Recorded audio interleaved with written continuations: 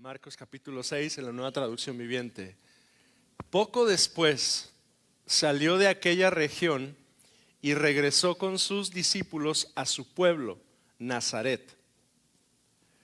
Cuando llegó el día de reposo, Jesús fue a enseñar a la sinagoga, y muchos de los que lo escucharon se quedaron boquiabiertos y se preguntaban: ¿de dónde sacó tanta sabiduría y el poder para hacer los milagros que hace? ¿De dónde sacó tanta sabiduría y el poder para hacer los milagros que hace? Incline su rostro, oremos al Señor. Señor, gracias porque hoy podemos abrir tu palabra, escuchar tu palabra, escudriñar tu palabra, meditar en tu palabra, Señor. Yo quiero rogar, Dios, que tú hoy hables a nuestro corazón. Tú, por medio de tu Espíritu Santo, Señor, trabajes en nuestra mente y en nuestro corazón, y al escuchar todo esto que vamos a leer y al meditar y reflexionar en ti, en tu voluntad, en tus mandamientos, Señor, que tú hables a nuestro corazón y podamos, Señor, salir de este lugar con esa certeza de aquellos que han sido enviados a predicar tu palabra, al igual que tus discípulos, en el nombre de Jesús. Amén, amén, amén. Hoy estamos leyendo el Evangelio de Marcos. El Evangelio de Marcos es quizá de los 4 evangelios que la Biblia tiene mi evangelio favorito. Es el primero de ellos que yo estudié concienzudamente, o sea, con mucha atención, durante todo un semestre con mi maestra de Marcos, que se llama Janet Kennington, se llama esta maestra. Y recuerdo la primera clase, la primera reunión en la que nos tuvo al grupo. Es una maestra muy única ella, y en vez de tenernos en un salón de clase nos llevó al comedor, nos sentó en la mesa y nos dijo: van a leer Marcos completo y en media hora regreso y me dicen qué encontrar. Y así inició Janet dándonos clase aquel martes a las 9:30 de la mañana. Y entonces durante prácticamente un semestre estuvimos leyendo Marcos. El Evangelio de Marcos, algunos detallitos importantes del Evangelio de Marcos: es el primero de los 4 evangelios en escribirse, ¿sí? Usted abre su Biblia en el Nuevo Testamento: Mateo, Marcos, Lucas, Juan. Esos 4 son evangelios. Marcos es el primero que se escribió, y probablemente es uno de los primeros documentos del Nuevo Testamento que fueron escritos también. En el tiempo en el que empiezan apenas a circular las cartas del apóstol Pablo, que fue el primero en escribir también, por ahí más o menos entre el 50 y el 55 después de Cristo, alrededor de unos 15, 20 años después de que Cristo fue crucificado, resucitó y ascendió, Marcos escribe su evangelio.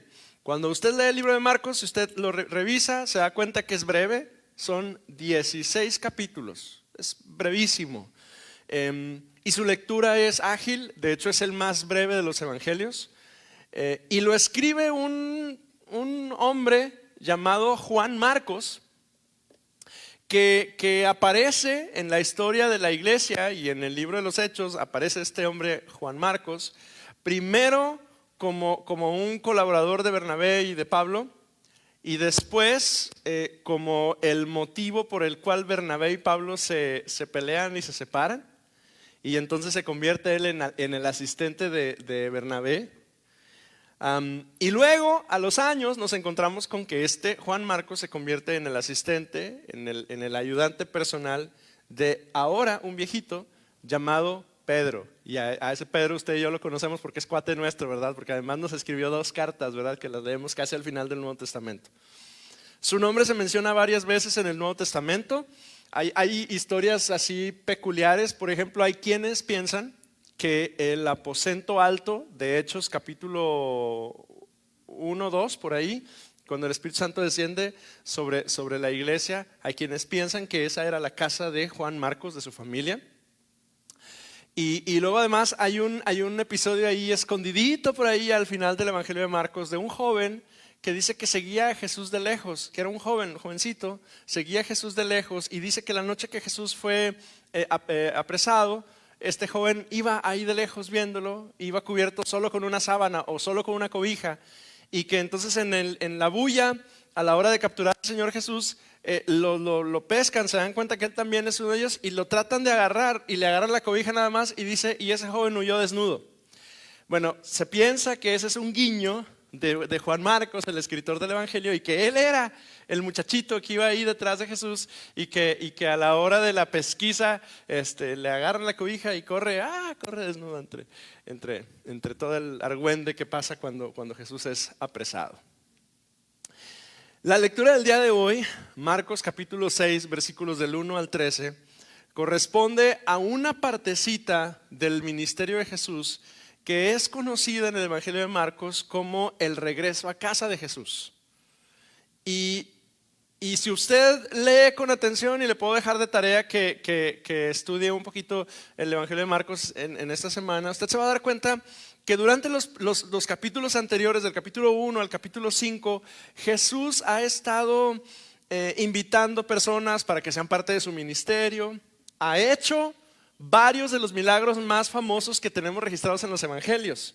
Por ejemplo, el capítulo 5, exactamente antes del capítulo 6 que vamos a leer hoy, tiene 3 de los milagros de Jesús más famosos que usted se sabe hasta de memoria.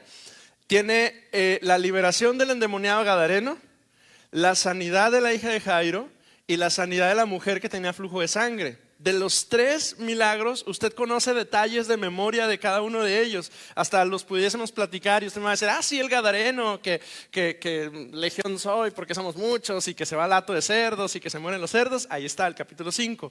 Y luego la hija de Jairo, la niña que tiene 12 años y que es sanada, que piensan que ya está muerta. Y la mujer que toca si se lo ve que sí se lo sabe, el manto, ahí están. Hoy leemos Marcos 6 y nos encontramos del 1 al 13 nos encontramos con 2 situaciones que parecen estar separadas la una de la otra, pero al revisar este pasaje nos damos cuenta que están como entrelazadas una con otra. Y hoy nos ayuda, a leer esta parte de la escritura nos ayuda a entender el valor y el poder del evangelio. Voy a leer una vez más el versículo 1, Marcos 6, versículo 1. Poco después salió de aquella región, Jesús había estado predicando y regresó con sus discípulos a su pueblo Nazaret. Jesús en el capítulo 6 está volviendo a casa. Ha estado en territorio extranjero o próximo a la frontera y ahora se traslada a su tierra, a su pueblo, a su gente. Pero hay un detallito ahí importante, dice rodeado de sus discípulos. Y Jesús, cuando regresa a Nazaret, se dispone a hacer lo que él suele hacer cuando va de un lado a otro. Él se dispone a ir a la sinagoga. Versículo 2, cuando llegó el día de reposo, Jesús fue a enseñar a la sinagoga y muchos que lo escucharon se quedaron boquiabiertos y se preguntaban ¿de dónde sacó tanta sabiduría y el poder para hacer los milagros que hace? La sinagoga es el lugar de reunión de los judíos religiosos. Una sinagoga es algo parecido a nuestros templos evangélicos actuales. Quiero como que dejar muy claro eso. Es algo parecido a nuestros templos evangélicos que hoy tienen un área donde un salón como donde nos reunimos. Particularmente en particular tiene como esa cualidad porque está como acomodado así como en semicírculo, más o menos así eran las sinagogas también. Y además tiene pequeñas aulas donde se dan ciertas clases o se dan ciertas reuniones. Los judíos practicantes se reunían en la sinagoga para estudiar la ley. Y los asistentes participaban, es decir, era una parte más o menos activa de la reunión. Pero había un cierto estatus de personas que llegaban allá a la sinagoga, que eran los que más participaban y eran los maestros o los rabinos. Ellos, los maestros, tenían el privilegio y la oportunidad de pararse delante de todos y leer y explicar la ley. Jesús, para este momento, cuando leemos acerca de Jesús en el capítulo 6 de Marcos, ya no es un ciudadano cualquiera, ya Jesús tiene el reconocimiento y el estatus delante de la gente de ser un rabino o de ser un maestro. él durante ya algún tiempo ha estado enseñando en sinagogas y ha estado leyendo y estudiando y predicando, no nada más en sinagogas, pero también delante de mucha gente. Pero lo que hace diferente a Jesús antes del capítulo 6 y en este momento no son sus acciones, no es su compañía, sus discípulos están con él. Lo que hace diferente este momento es que ahora delante de los cuales él se está presentando son sus conocidos. Ahora ellos, los asistentes a la sinagoga de Nazaret, estos conocen a Jesús desde que era un chicuelo, desde que era un jovencito. Versículo 3. ¿Cómo este hombre tiene tanta sabiduría? Dice el verso 3. Pues es el carpintero, hijo de María, hermano de Jacobo, José, Judas y Simón. Sus hermanas viven aquí mismo. Y dice el verso 3, y estaban escandalizados. Y me llama mucho la atención porque esa palabra en particular se repite tanto en la Reina Valera como en la Nueva Traducción Viviente. Se escandalizaban. ¿Y cómo reacciona alguien que está escandalizado? Nos ayuda mucho tu testimonio, Coquis. Estaban locos, decían, pero ¿cómo es posible? ¿De dónde este cuate salió así?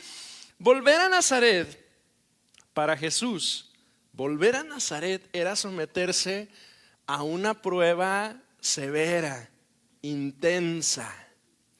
Porque, dígame usted si es cierto o no, no hay crítica más mordaz que aquella que viene de aquellos que nos conocen desde la infancia. ¿Verdad que sí? O sea, usted puede llegar con quien sea, ¿verdad? Pero ese día llega con la hermana Cuquita y le dice, hermana, ¿cómo está? Y la hermana Cuquita, que me conoce desde que yo empecé a ir a la iglesia, me dice, mira muchacho, ¿cómo has crecido? Yo me acuerdo cuando andabas aquí corriendo en el templo, porque nos conocen desde chiquillos. Los nazarenos, los habitantes de Nazaret, no pueden dar crédito a la enseñanza de Jesús. Y por lo descrito en el Evangelio, parece que reciben esta enseñanza no con admiración, sino con cierto grado de desprecio. Y ellos se resisten a la enseñanza de Jesús pues por varias razones. Al menos observo dos razones por las cuales la gente está resistiéndose a la enseñanza y a las palabras de Jesús. La primera de ellas está ahí en el versículo 3, es el carpintero. Y la palabra carpintero viene de una palabra griega que se pronuncia tectón. Y tectón, esa palabrita, describe a uno que hace todo. Un todólogo, ese es un tectón. Y así describen a Jesús. Pues ¿cómo va a venir a decir ese es el tectón? Este es el todólogo. Para que me entienda un poquito, un tectón es un artesano. No solo es un carpintero, es un artesano. Pues es alguien que bien igual puede reparar un techo, que construir una silla, que arreglar un mueble, que construir o hilvanar y arreglar o preparar un mueble lujoso, como puede arreglar un techo, como puede reparar una cerca. Es un multiusos, pues. Es el que repara todo aquello que ocupe reparación. Un tectón es un obrero, pues. Es uno del pueblo, es un laico, es uno de tantos. Y entonces por eso los nazarenos, cuando llega Jesús y empieza a predicar y está ahí en la sinagoga, dicen, ¿y este tectón de dónde? ¿De dónde? Y es la primera razón por la cual no pueden dar crédito. Y la segunda razón dice, es hijo de María. Conocemos a sus hermanos. El comentarista William Barclay asume que es probable que la razón por la cual Jesús inicia su ministerio hasta los 30 años de edad aproximadamente, según lo que nos dice Lucas, es que durante su juventud Jesús se haya hecho cargo de su familia, probablemente por la muerte de José, su papá, y que haya sido hasta que sus hermanos, que además están mencionados ahí por nombre. ¿Cuáles son los nombres de los hermanos de Jesús? ¿Qué dice? Santiago, José, Judas y Simón, se mencionan sus nombres, es probable que Jesús se haya dedicado a la tarea de ser trabajador todólogo tectón para sostener a su familia, entre tanto que Santiago, José, Judas y Simón y su mamá podían salir adelante sin él estar presente. Y desprecian a Jesús porque conocen a su familia, son cercanos a ellos. Y me llama tanto la atención este detalle, porque queremos ser cercanos a la gente, ¿verdad? Pero a veces el exceso de cercanía, en vez de generar un ambiente de respeto, a veces produce una familiaridad excesiva que resta la posibilidad de admirar la grandeza de una persona. Estaban tan cerca de Jesús, lo conocían tan bien, lo habían visto tantas veces que cuando llega Jesús a enseñar a la sinagoga dicen, ¿este qué? Tectón. Verso 4. Pero Jesús les dijo, al profeta nunca lo aceptan en su propia tierra, ni entre sus parientes, ni en su propia casa. Se curó en salud el Señor, ¿verdad? Verso 5. Y debido a la incredulidad de la gente, no pudo realizar ningún milagro allí, salvo poner las manos sobre unos pocos enfermos y sanarlos. Jesús estaba asombrado, pero note el asombro de Jesús, de la incredulidad de aquella gente, y se fue a enseñar a las aldeas cercanas. Mire, hay algunos momentos en los que la Biblia registra que Jesús se asombra, ¿sí? Y en algunos casos, por ejemplo, cuando se encuentra con el centurión romano que tiene su siervo enfermo y que le dice no vayas a mi casa, y él le dice pues voy a tu casa, no vayas, con que digas, con eso es suficiente. Y Jesús dice, se asombró de la fe del centurión y habló sanidad sobre el siervo sanó. Pero en este caso, en el capítulo 6 de Marcos, Jesús se asombra, pero no para bien, se asombra de la incredulidad, de lo difíciles, lo duros, lo cabeza de alcornoque que son estos nazarenos, que no son capaces de distinguir que Dios mismo en persona está ahí entre ellos. Lo que pasa es que como lo conocen de hace tanto tiempo, dicen, no, pues este es el mismo. Pues sí es el mismo, y no, porque ahora Jesús está en su etapa de su ministerio terrenal y está haciendo milagros y sanidades que no logran ocurrir entre ellos. No por falta de interés de Jesús, ni porque Jesús no pudiera, ni porque Jesús no quisiera, por la incredulidad de aquella gente. Y es tal el ambiente de incredulidad y de falta de fe que Jesús se tiene que ir de ese lugar y va y enseña en otras aldeas. El resultado de esa actitud es que Jesús no puede hacer tantos milagros y señales ahí. Y no es tema de la capacidad de Jesús, porque de hecho hasta el capítulo 5 el Evangelio de Marcos nos registra 9 milagros de Jesús. O sea, este no es un tema de que Jesús no haya hecho milagros hasta ese momento, ha hecho, y muchos. En 9 ocasiones se registra en Marcos que Jesús hizo un milagro, sanó a alguien, liberó a alguien, permitió algo, produjo alguna situación, pero debido a la incredulidad de la gente. Porque mire, con este pasaje en contexto podemos distinguir algunas cosas. La primera es que no se puede predicar cuando el ambiente es contrario. Cuando la palabra de Dios es predicada, y escúcheme porque eso es importante, cuando la palabra de Dios es predicada, el predicador hace la mitad del trabajo, pero la otra mitad del sermón la predica usted. O sea, la persona, quien sea, yo o quien sea que se para detrás de la palabra para anunciarla, solo es la mitad de la chamba, ¿sí? Y puede prepararse y puede hacer y puede escribir todo un rollo padrísimo, ¿verdad? Pero es solamente una parte. Pero el resto, amado, amada, lo hace usted al escuchar. Lorena y yo platicamos y conversamos que cuando predicamos la palabra, y ella lo distingue, yo también, cuando predicamos la palabra con ustedes, hay algunos de ustedes que están predicando con nosotros y me encanta y los veo a los ojos y sé que hacen gestos, responden, hablan, indagan, ponen cara de disgusto, ponen cara de felicidad. Eso me fascina, porque me dice a mí que usted me va siguiendo, que casi que podríamos estar conversando usted y yo, ¿eh? Es la mitad de la chamba predicar aquí. En una atmósfera de expectación, la palabra de Dios tiene la capacidad de transformarnos. Pero en un ambiente de frialdad, de crítica, de indiferencia, la palabra de Dios, por más llena del Espíritu Santo que esté, va a caer sin vida a una mala tierra. Qué feo, pero qué cierto. Eso quiere decir que, yo sé, puede sonar muy escandaloso, pero tú y yo tenemos la capacidad con nuestra actitud de corazón de ayudar o entorpecer la obra de Cristo. Y esto está grueso, está serio. Porque uno pensara que el Señor es soberano y Él hace lo que quiere. Y sí, no me malentienda, sí, Dios es soberano, Él tiene la capacidad de hacer lo que quiera. Ni siquiera nos necesita, o sea, no necesita que usted y yo le cantemos, no, por Dios, no.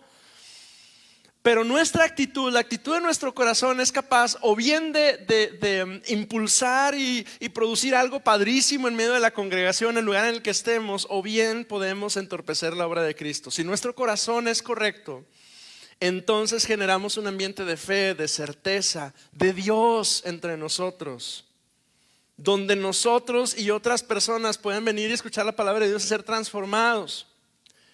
Pero usted sabe bien, y yo también, que cuando nos reunimos y tenemos una mala actitud, cosas malas también suceden.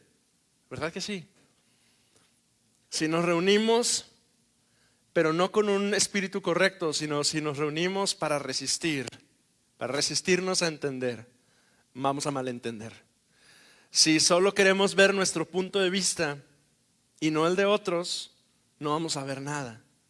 Pero si nos reunimos, iglesia, para amar a Cristo, esforzándonos por amarnos unos a otros, entonces incluso aquellos que están separados de Cristo y del cuerpo de Cristo, cuando estén entre nosotros, van a ser inspirados para amar más y más al Señor y acercarse y escuchar y escuchar. Entonces, le estoy diciendo esto, amado, porque cuán importante es que cuando nos reunimos usted y yo tengamos una buena actitud y podamos venir delante del Señor y decir: Señor, ay, se quemaron los frijoles, no prendió el boiler en la mañana, la plancha no prendió y mira lo arrugado que vengo, pero bueno, como quiera, no importa, aquí estoy, Señor, con una buena actitud, porque sé no solo que yo necesito, pero mi actitud también tiene un efecto en el resto de mis hermanos, para que el resto de mis hermanos también puedan recibir de Dios junto conmigo.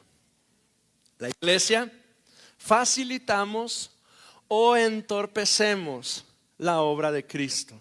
Esa es una frase que yo la leí, la escribí y puede sonar hasta peligrosa, porque alguien puede decir: ay, ¿a poco somos tan importantes en la iglesia? Pues es que sí.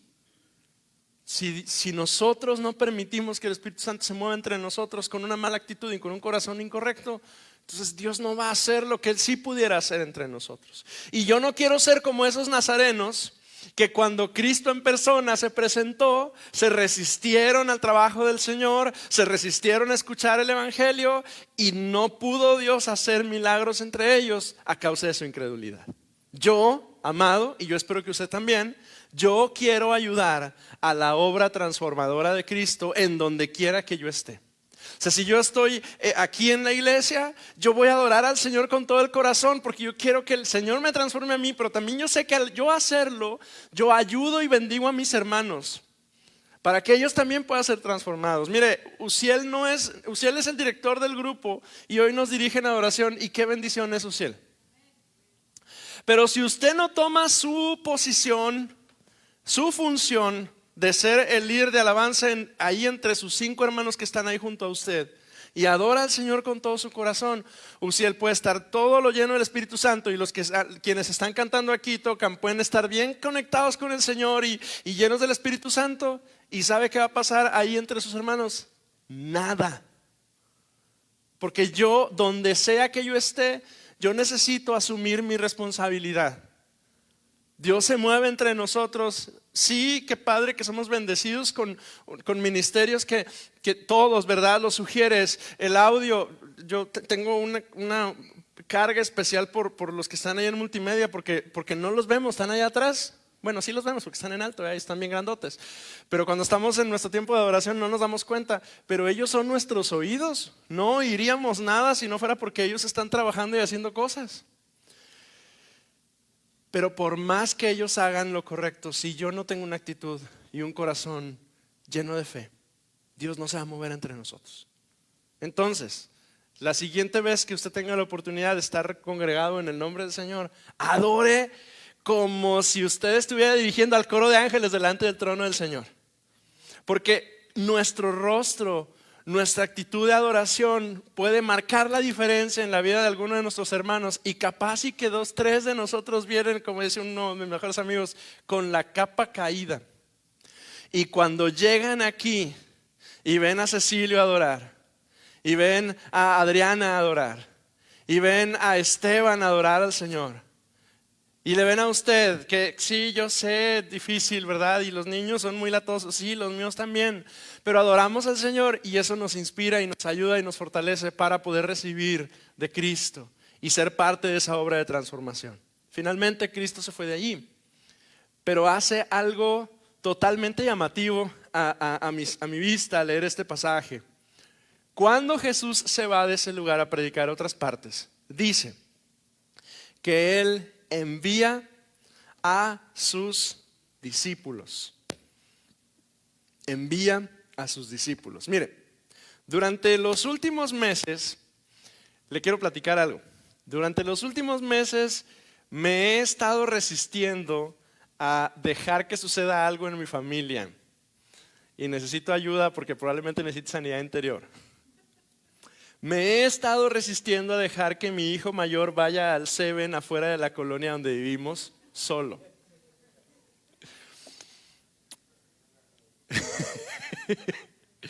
Oración al final, hermanos, por favor. Y no quiero pecar de ser un papá sobreprotector, pero es mi bebé y no lo quiero dejar ir solo.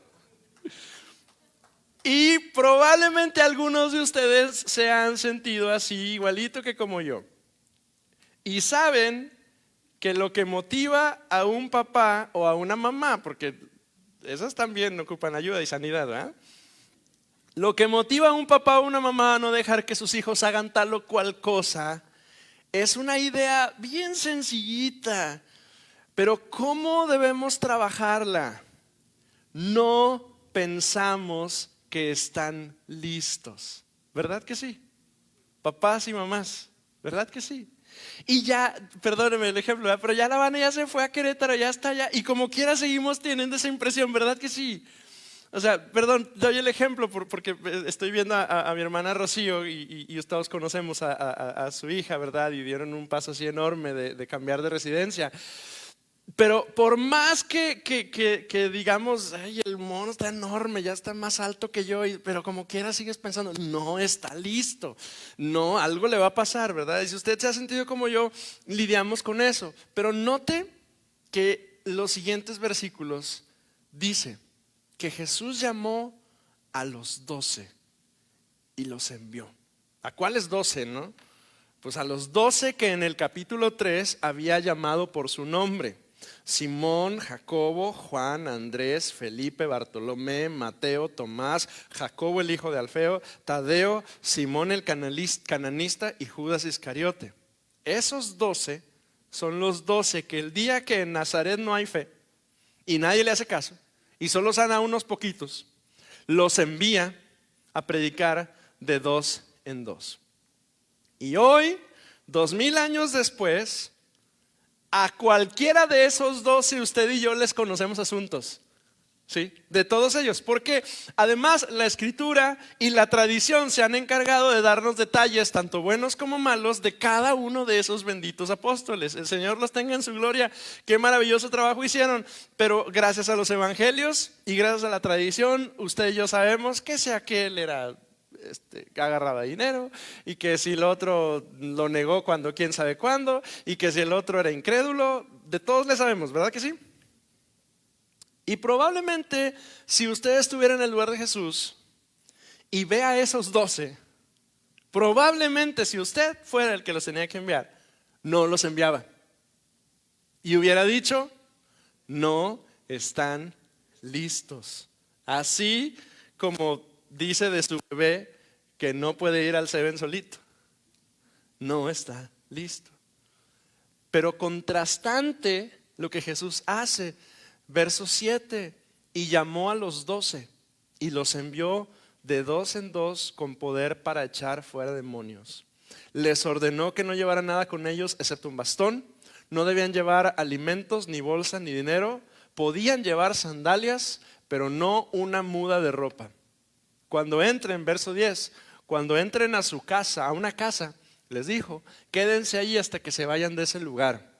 Y si en alguna parte no los reciben y les prestan atención, como en Nazaret, sacúdanse el polvo de los pies y váyanse, con eso les estarán haciendo una advertencia. Les da unas instrucciones bien precisas, o sea, no solo los envía, y yo me imagino que se le va el corazón cuando se van estas 6 parejas de discípulos a predicar, ¿verdad? Pero les da además instrucciones muy específicas. Mire, la vestimenta judía típica del primer siglo era un camisón largo, que era como una especie de ropa interior, que básicamente era un camisón largo, como una especie de costal. Y después una ropa exterior, que era una capa en la cual la persona se envolvía. Y un cinto. El cinto se ponía encima y ajustaba ambas prendas, y además tenía algunos bolsillos por dentro del cinto donde podían guardar dinero. Además el cinto servía para que si en algún momento, porque la ropa era larga, si en algún momento la persona, el judío necesitaba trabajar, o sea, labrar algo o correr o hacer algo que exigiera actividad física que la ropa le impidiera, se levantaba la ropa de cierta manera y se amarraba con el cinto y le permitía movilidad a la persona. La persona debía tener cubierta su cabeza con una especie de turbante y una diadema como medio elástica que le cubría del sol, que le protegía la nariz, la frente y el cuello del sol. Y tenía sandalias. Pero Jesús les da explicaciones muy particulares. Dice, no deben llevar nada excepto su bastón. Es todo lo que pueden llevar. Es su palo por si se cansan o tienen que subir o bajar. Para sostenerse es todo lo que pueden llevar. No pueden llevar alimentos. Y dice que no pueden llevar alforja. Ya notó ese conceptito ahí que se encuentra en ese versículo, alforja. Ni dinero. La alforja bien podría ser o el equivalente al itacate mexicano. ¿Usted sabe qué es un itacate? Es un depósito en el cual el agricultor lleva su lonche. Es una bolsa de, no sé de qué es, no sé si es de cuero o es de textil. Pero es una bolsa en la cual lleva su comida el trabajador de la jornada. O bien puede significar la alforja el itacate, o bien había una costumbre en el primer siglo de algunos sacerdotes de algunas religiones paganas en ese entonces, que iban de lugar en lugar, en lugar, en lugar, y llegaban y predicaban de su Dios, pero tenían unas bolsitas en las cuales ellos recogían ofrenda. Y había algunos de ellos muy codiciosos que iban de lugar en lugar en lugar, y la gente veía las bolsitas bien repletitas de dinerito que iban colectando en los lugares donde iban. Entonces, bien la indicación de que no lleven alforja puede ser o bien que dependan totalmente del Señor y de la provisión que las casas, los hogares donde ellos iban a llegar les iban a dar, o bien que no dieran el mal testimonio de estar pidiendo dinero donde quiera que ellos iban a predicar. El asunto es que ellos salen y el llamado de Jesús para ellos es confiar en la hospitalidad de la gente a la cual le van a predicar el evangelio. Verso 12, los discípulos salieron y fueron a predicarle a la gente para que se arrepintiera. Echaron fuera muchos demonios y sanaron a muchos enfermos ungiéndoles con aceite.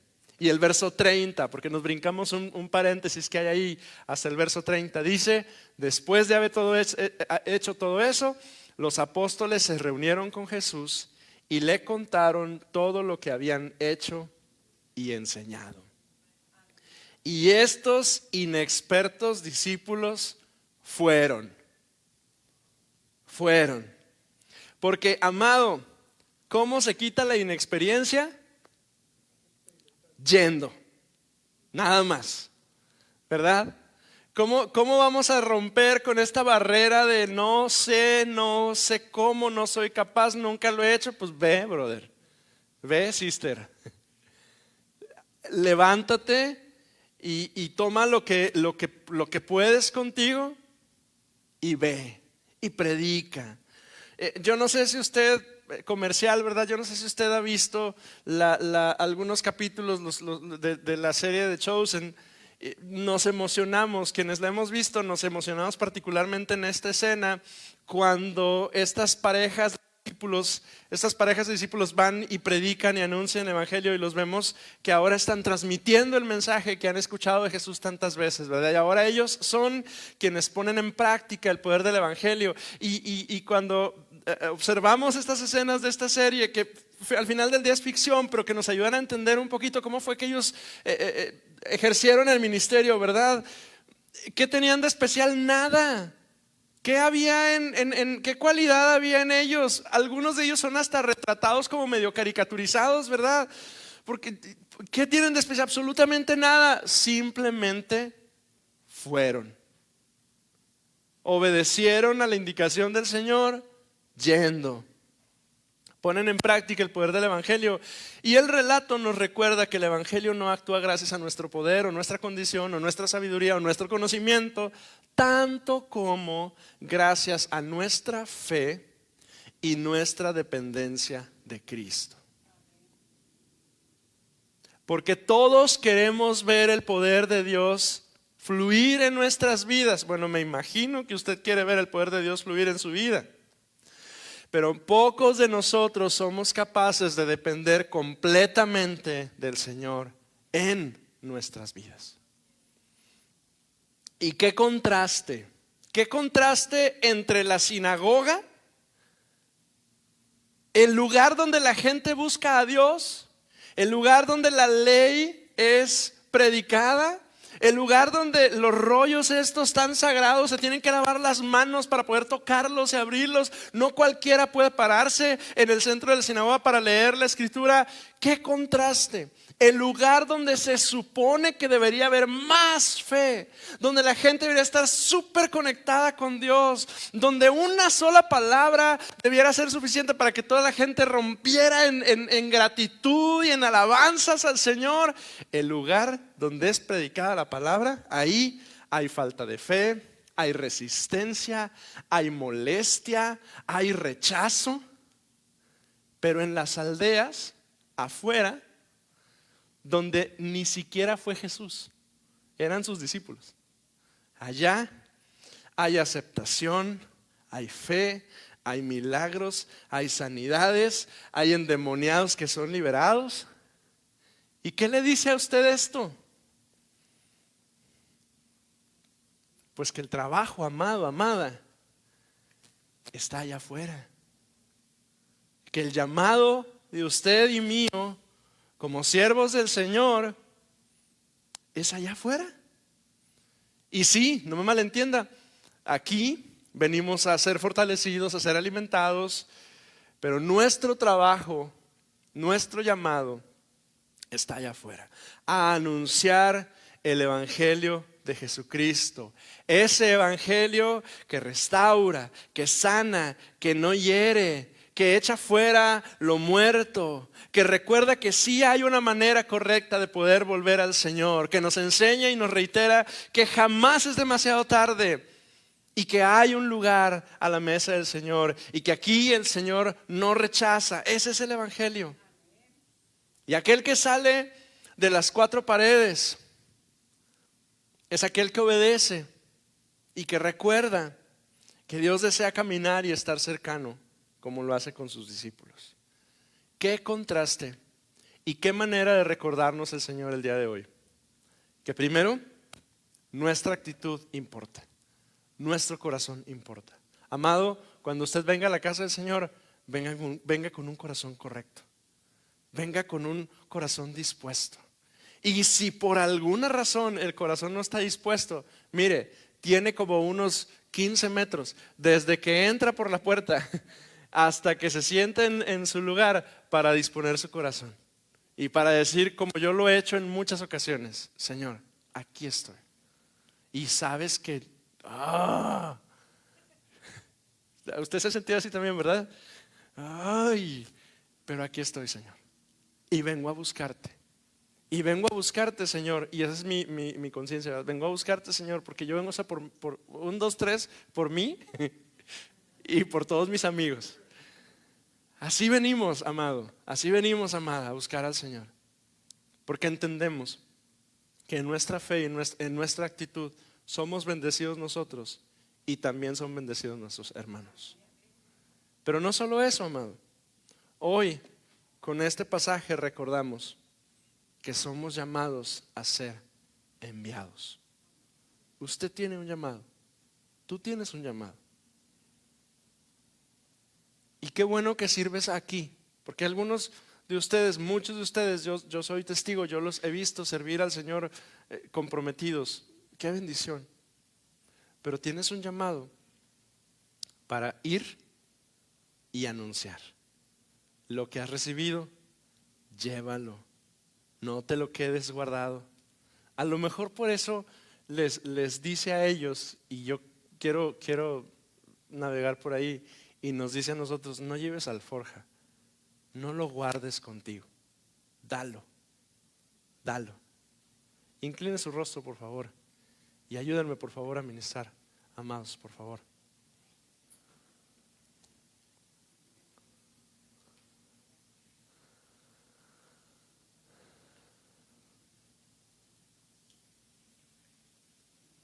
Yo quiero orar el día de hoy 2 cosas.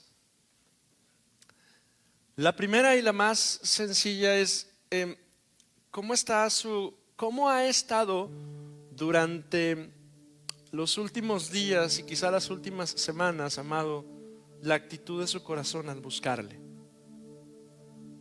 Y esta, amado, amada, es una pregunta muy pastoral, y necesito pedirle que la responda, que se responda a usted a sí mismo con mucha honestidad. ¿Cómo ha estado su corazón en las últimas semanas cuando usted busca al Señor? ¿Está bien orientado? Y vaya, yo no necesito hacer un examen.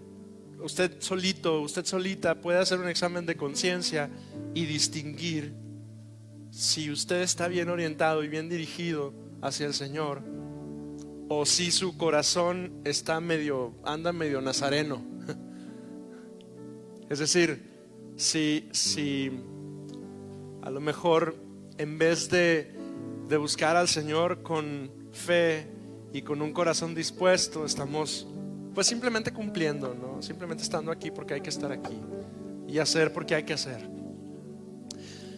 Y amado, es que si nuestro corazón no está bien, no solo Dios no va a obrar en nosotros, es probable que estemos como frenando lo que Dios sí pudiera estar haciendo en los nuestros hijos. Quienes son hijos, si su corazón no está bien, es probable que estén colocando una carga en sus papás que impida que Dios pueda trabajar en ellos y en ustedes. Y papás, porque esto no es exclusivo, ¿verdad? Si nuestro corazón no está bien, es probable que estemos entorpeciendo que nuestros hijos puedan conocer genuinamente al Señor. Por eso es que es tan importante que tengamos una actitud correcta. Y ya no hablemos de nuestros hermanos y hermanas, ¿verdad? Porque es necesario el entusiasmo de uno, y usted lo ha visto, para que en una reunión de célula Dios se mueva y haga cosas. Pero también es suficiente el hartazgo y la mala actitud de uno para que en esa misma reunión de célula Dios no pueda hacer lo que sí quería hacer entre ellos. ¿Verdad que sí? Entonces, amado, otra vez su pastor le insiste el día de hoy: si no está bien, esté bien. Señor, cuántas gracias te damos, Señor, hoy, porque tú eres bueno y fiel con nosotros. y nos permites meditar en tu palabra y nos recuerdas, Señor, que necesitamos alinear nuestro corazón contigo. Perdóname, Señor. Perdóname, Señor, porque ha habido ocasiones, Señor, en las que yo he venido a servirte a este lugar sin la fe correcta y con una actitud inadecuada, Dios, para pararme en este lugar. Y probablemente algunos de mis hermanos también, Señor, hemos cometido ese error de venir a este lugar, Señor, con un corazón incorrecto, con una actitud incorrecta, Señor, con crítica, con desdén, con molestia, Señor, señalando todo y prestando atención a detalles que son sin importancia y en fin. Y solo, Señor, hemos entorpecido tu obra entre nosotros. Perdónanos, Señor. Yo no quiero ser un nazareno. Yo no quiero ser como esos de Nazaret, entre los cuales tú no pudiste hacer milagros a causa de la incredulidad de ellos. Yo quiero ser un hombre y mis hermanos, mis hermanas quieren ser hombres y mujeres llenos de fe, dispuestos a que tú puedas obrar y moverte entre nosotros. Ayúdanos, Señor. Ayúdanos, Dios. Te lo rogamos. Amado, amada, si usted distingue que el Señor le está llamando hoy y le está diciendo es hora de ir, es hora de salir, es hora de llevar, ¿qué le parece si está de pie conmigo? Y hoy, con nuestras manos en alto, adoramos al Señor y le decimos: Señor, aquí estoy, Señor. No solo voy a adorarte y voy a consagrarme a ti, pero yo voy a ir como esos discípulos tuyos, Dios, que de par en par fueron y anunciaron tu palabra, y que cuando regresaron anunciaron, proclamaron las maravillas que tú hiciste entre nosotros. Si usted ora de esa manera, eleve sus manos al Señor conmigo y con sus propias palabras dígale al Señor: Señor, yo voy a ir. Ya basta de estar sentado, ya basta de estar esperando, ya basta de estar, Señor, expectante. Ahora yo quiero ir y yo quiero ver con mis propios ojos cómo a través de mis manos y mis labios tú obras salvación y sanidad y milagros. Yo voy a ir. Si usted ora de esa manera, adore al Señor con nosotros. Síguele con nosotros. Aquí estoy, Señor.